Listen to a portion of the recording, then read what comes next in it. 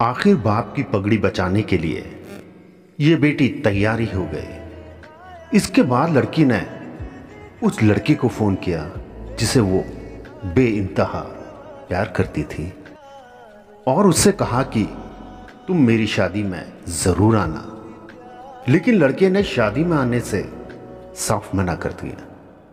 लेकिन लड़की नहीं मानी और उससे लगातार अपनी शादी में आने के लिए जिद करती रही और आखिर में लड़का उसकी शादी में आने के लिए तैयार हो जाता है। आज शादी का दिन है और ठीक निकाह के वक्त वो लड़का उस लड़की के ठीक सामने खड़ा होता है।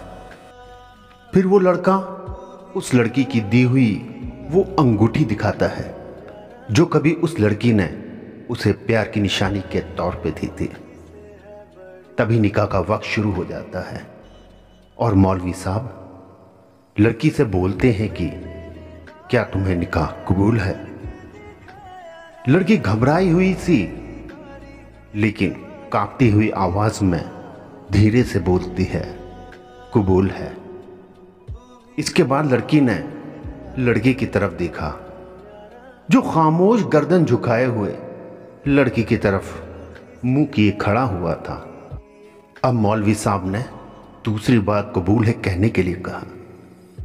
इसके बाद लड़के ने उस लड़की की वो दी हुई अंगूठी उतार देता है।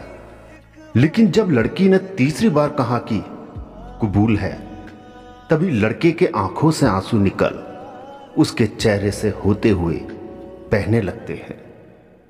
उसके हाथ से वो उस लड़की की दी हुई अंगूठी वहीं गिर जाती है और लड़का बिना कुछ बोले खामोशी से वहां से चला जाता है। इसके बाद जब लड़की की रुखसती होती है तब वे अपने ससुराल पहुंचती है। उसके साथ उसकी एक सहेली भी साथ जाती है। अभी वो बैठे ही थे कि सहेली के फोन पर किसी अनजान नंबर से फोन आता है और कॉल सुनने के बाद उस लड़की के हाथ से मोबाइल छूटकर गिर जाता है। अचानक से सहेली का ये हाल देख वो लड़की उससे जानना चाहती है कि क्या हो गया। लड़की की जिद करने पर सहेली बोलती है कि शादी से वापस आते हुए उस लड़के का एक्सीडेंट हो गया और मौके पे ही उस लड़के ने दम तोड़ दिया। ये अल्फाज अभी पूरे भी ना हुए थे, मानो उसके पैरों तले जमीन खिसक गई हो। अचानक दुखों का पहाड़ टूट पड़ा। लड़की पूरी तरह से बदहवास हो जाती है और जोर जोर से फूट फूट कर रोने लगती है।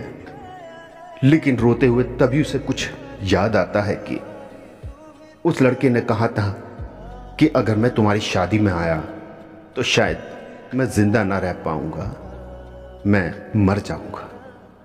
और लड़की की जिद करने पर ही वो शादी में आया था। इसके बाद लड़की और पागलों की तरह रोने लगती है कि वो सिर्फ मेरी जिद करने पर ही आया था। अब मुझे जिंदगी भर इस बोझ के साथ गुजारनी पड़ेगी कि वो लड़का सिर्फ और सिर्फ मेरी वजह से मरा। दोस्तों कहते हैं कि आदमी मर तो जाता है लेकिन वो अपनी पहली मोहब्बत कभी नहीं भूल पाता और जिससे वो पहली मोहब्बत करता है उसका साथ वो आखिरी सांस तक निभाता है।